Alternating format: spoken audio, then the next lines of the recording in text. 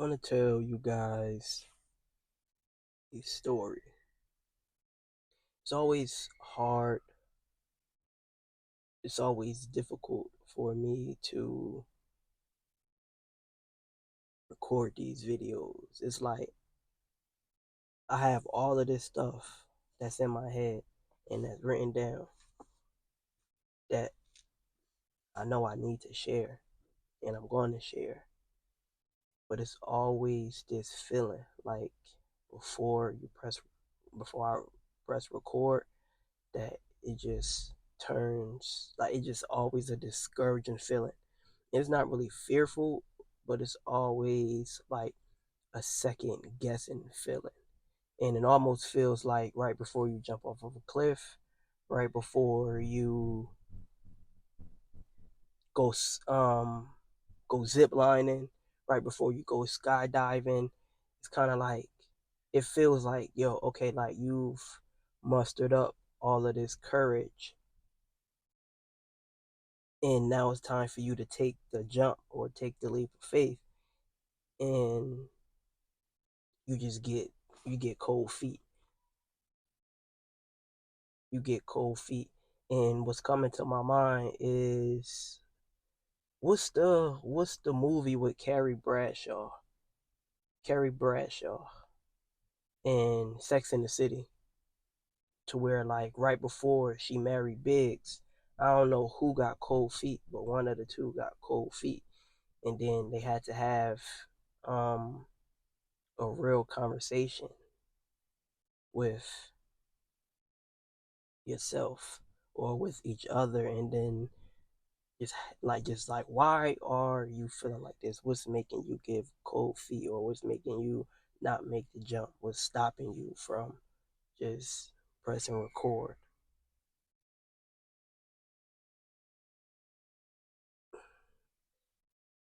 And you can have many different reasons, and you can have many different excuses, and you can have many different there's so many ways you can spin that emotion. There's so many ways you can spin that emotion, but the emotion always stays until you press the button. So the emotion never go away until you move past it and you acknowledge it. You acknowledge the fact that you got cold feet, and then you take the necessary steps in order to move past that emotion. So, and then based on the the severity of the emotion before you take the jump, or how strong it is, or what the emotion is, um the bigger the obstacle you have to overcome, the longer it may take, and the more you have to, or the longer the conversation you may have to have with yourself or somebody else. So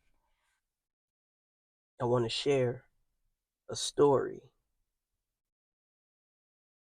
I want to share a story, and I want to share, and at the end of the story, it has a message. So I had this dream. It wasn't really a dream. I'm only saying it's a dream because whenever I go to sleep, I just always do some form of like astral travel. Astral travel. It don't matter what it is, what day it is, what time it is. It's just like when I'm sleeping, it's almost like my consciousness it's in multiple dimensions.